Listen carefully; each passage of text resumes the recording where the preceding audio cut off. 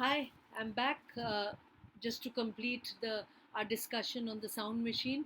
And if you remember, when we stopped, Klausner had done his first reading of the those special vibrations that he believed and special sounds that he believed were always there, which the human ear cannot hear. So that was when Mrs. Saunders was using her scissors to cut the stems of the roses, right? So that's where we ended. And we move on. We move on to page 108. And the next morning, right? So the first experiment ends, and the next morning, he's trying out a new experiment with the large tree, a beech tree. And what he does is, it's in the second paragraph on page 108. He placed the machine on the ground close to the trunk of the tree. Yes. Then he put the axe on the ground beside the tree.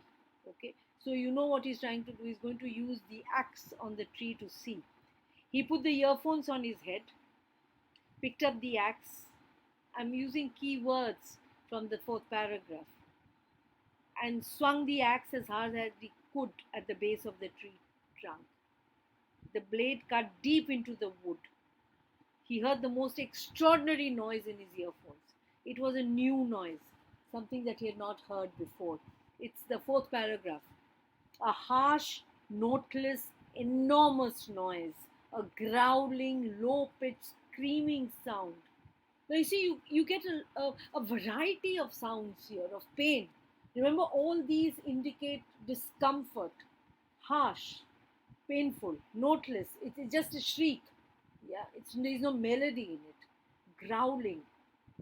Growling is what that anger within. Low pitched, again, gut. From the gut, the sound that comes. Screaming sound. Not quick and short like noises of roses. Not the shriek, when you just snip. No.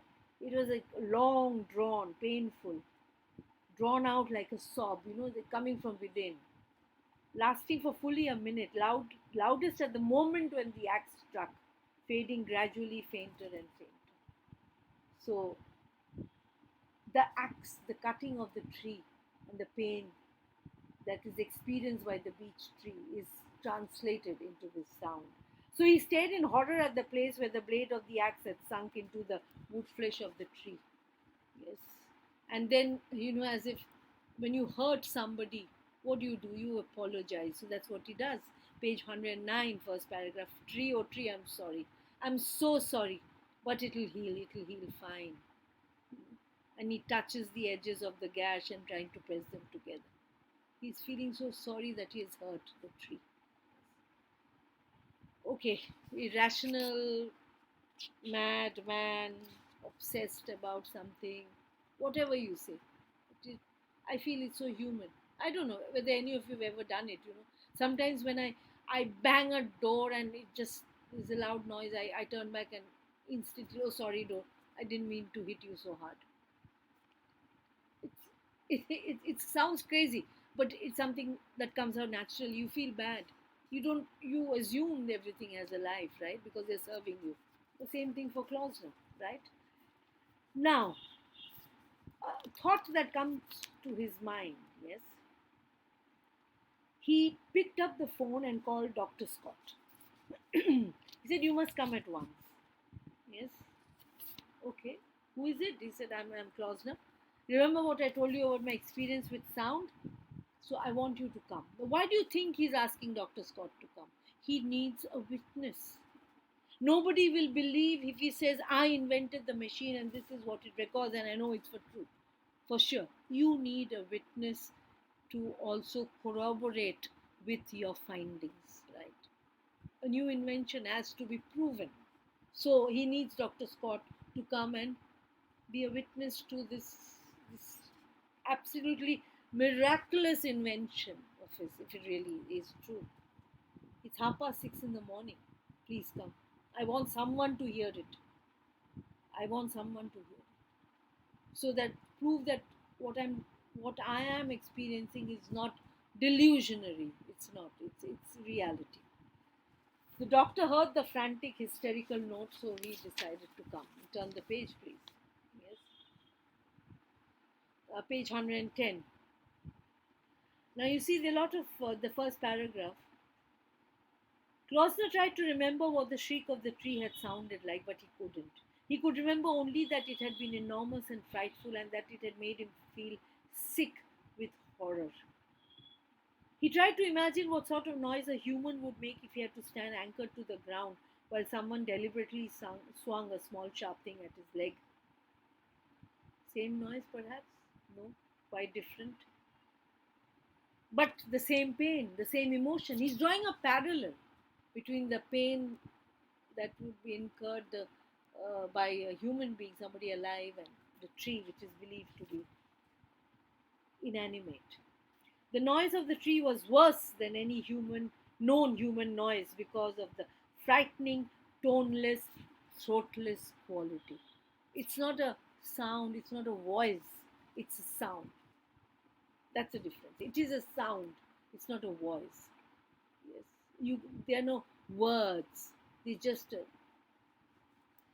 frightening, toneless, guttural sound. Yes, like when you drag a chair across, or when the chalk is dragged across the board, you all react, right, very adversely, and that sound, because it's harsh, it's grating, that kind of sound. Yes, so uh, then he's imagine that when they are threshing the wheat, and they use a machine. Imagine how much of sound would be created when the wheat stalks are cut. He's imagining, and that will be a sound that may not be even measured. It'll go beyond this little dial that is on his machine, because they'll all be screaming together. Yes, then potatoes, cabbages, carrots, onions. He's thinking of all these vegetables that have been cut and uprooted. Then he stops with apples. Oh no, apples fall to the ground. So they fall on their own. Yes, but if you don't, if you have to pluck them, I'm sure they're crying. All vegetables do. While he's thinking about all this, the doctor arrives, yes, and then they go. You turn the page 111, the first two lines, very important. The doctor looked at him. He seemed calmer. There was no sign of madness or hysteria. He was merely disturbed and excited. So there's nothing crazy about him. Yes. He doesn't appear to be uncontrollable. He's disturbed, yes, there's something bothering him, and he's also excited because he has heard the pain of trees and flowers, yes. Uh, so then they go into the park. So why are you coming into the park? He said, we don't have any big trees in the garden, and I wanted you to be there, and the axe, yes. So he said, put on these earphones. So he put on the earphones. And then he says, can you hear anything? Can you hear anything? It's a humming noise. But that would be of the machine. So he stood there with the axe in his hand, trying to bring himself to swing. What are you waiting for? Come on. Nothing. He lifted the axe and swung it at the tree, and as he swung, he could swear he felt a movement of the ground on which he stood. Last paragraph, page 111. He felt a slight shifting of the earth beneath his feet, as though the roots of the tree were moving underneath it. Like when you try to hit somebody and the person moves back, it's a natural reaction. You're wanting to avoid the being hit. The same thing here. He felt. He didn't see, he didn't perceive, he felt as if the tree took a step back to avoid being hit by the axe. Turn the page. The axe hits the tree, and there's a cracking sound of a wood, and one of the branches gets dislodged. You see it falling, and doctor says, come on, run, quickly run. Yes, and the great branch, 60 feet long, falls upon the machine and smashes it to pieces. Remember the timing of it. When does it happen? When he has just swung the axe, the branch starts falling, and the doctor screams, move away. So he must have removed the earphones. My point is, he didn't hear anything, did it? The purpose of bringing the doctor here was so that he could hear and be a witness. But before that could happen, unfortunately, this The machine was smashed to smithereens. Klausner was staring at the tree. Did you hear it? Yes. He asked the doctor. Hear what? Did you, in the earphones, did you hear anything? As a matter of fact, I'm not very sure. I couldn't be sure. I don't suppose I had the earphones on for more than a second after the accident. But you see, he doesn't categorically say no. Is he humoring? Is he humoring Klausner? So, well, I'm not very sure because it was there only for a second because I saw the branch falling and I left everything and I ran. That's what the doctor says. I don't know what I heard. Probably the noise of the branch breaking. That's the justification. He was speaking rapidly, rather irritably. Why was he irritated? That's a question. So you think the thought in his mind is Klausner is crazy? Yes. What did it sound like? Exactly. That's a question. Page 113. Exactly what did it sound? Oh, hell.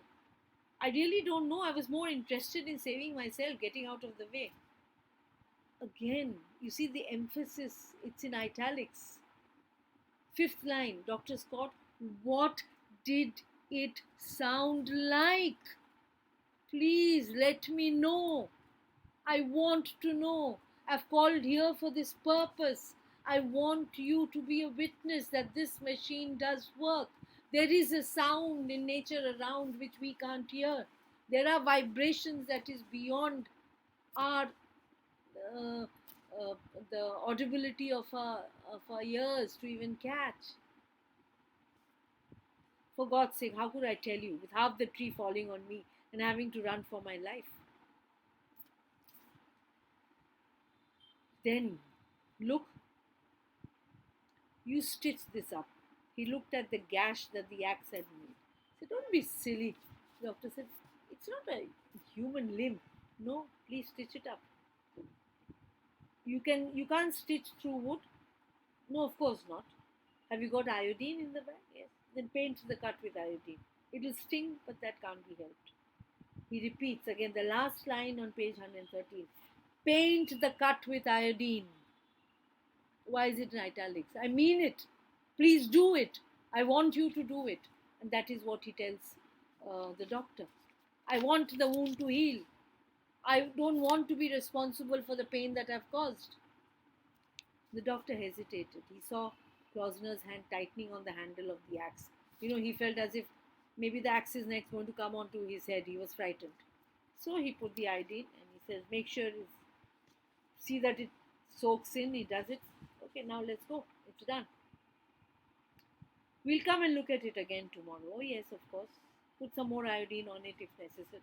It's like when you are, when you have to remove a bandage every day, new bandages have to be put. You put an ointment and you open the bandage and do it. Thank you, doctor. Last paragraph. Klausner said, and he nodded his head again and he dropped the axe, and all at once he smiled, a wild, excited smile. And quickly the doctor went over to him and gently took him by the arm and said, come on, we must go now. And suddenly they were walking away, two of them walking silently, rather hurriedly across the park, over the road, back to the house. Very open-ended, right? The excitement. What do you think the excitement meant? Do you think he's already started thinking about how he's going to put the machine together? Yes. Is he, does he believe that because the doctor humored him and actually put the iodine on the gash and accepted coming the next day to put more iodine, that he's not against his theory about what he said about the pain that the trees and plants suffer?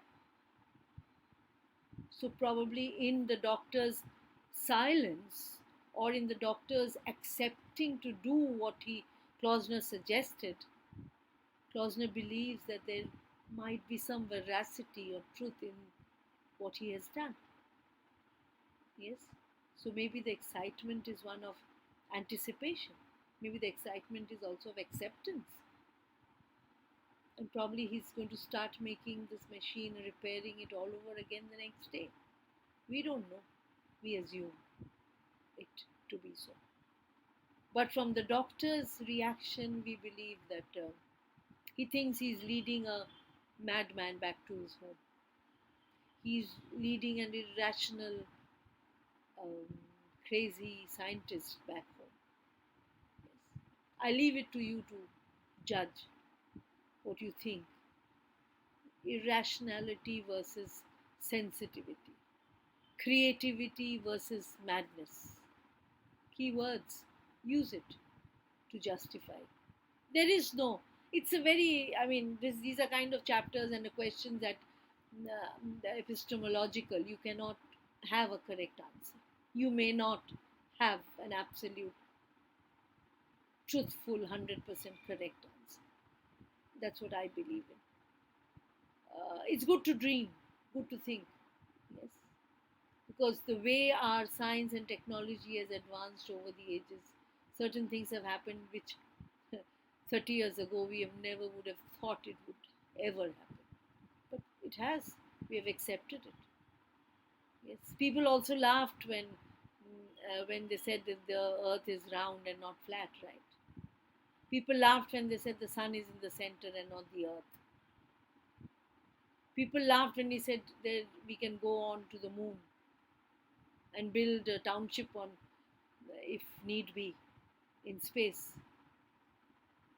Next year, uh, Elon Musk will send spaceships. We have space traveling happening. A reality. So, why not the sound machine? I leave you with this question and I move to our ISC questions. That is my next online. If you remember, that's what I do next. We discuss the questions that the board has asked in the past, or have they? Yes, they have.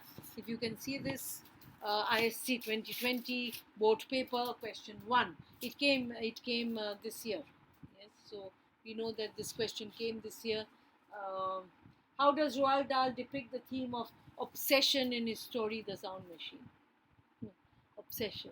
So you're writing all the incidents of Klausner and what he does with his machine, and how he forces Mrs. Saunders to cut another rose, how he goes with his axe to his beech tree, how he calls Dr. Scott and wants him to be a witness, his obsession, and how at the end there is still the excitement, because this excitement is equal to obsession.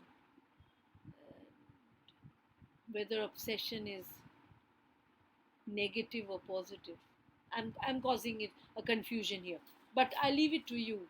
Maybe here, like every other normal human being, will call him to be crazily obsessed man. Yes, fine. Go and see E.T. once again. Read a story. See Jadoo. Koi Mil Gaya. Yes, why not? Question 2. I've made it into 3 parts. With reference to the story, the sound machine explained what intrigued the doctor and aroused his curiosity. So, when very specific, doctor, what intrigued him, aroused his curiosity, when he started talking about vibrations and sounds that we cannot hear, and then the phone call that he asked him to come, right? Also, what explanation was he provided to satisfy this curiosity? When Klausner explained his invention to him about sound. Yes. So, to satisfy his curiosity, he did that, right? And everything has a life. Yes. And if we believe that everything has a life, then we also have to accept that it hurts when you try to injure that life. And that was the explanation that Klausner gave him. Of course, how much the doctor believe in it is not what I've asked. That's why I've used the word intrigued. Yes. So it's still unsure.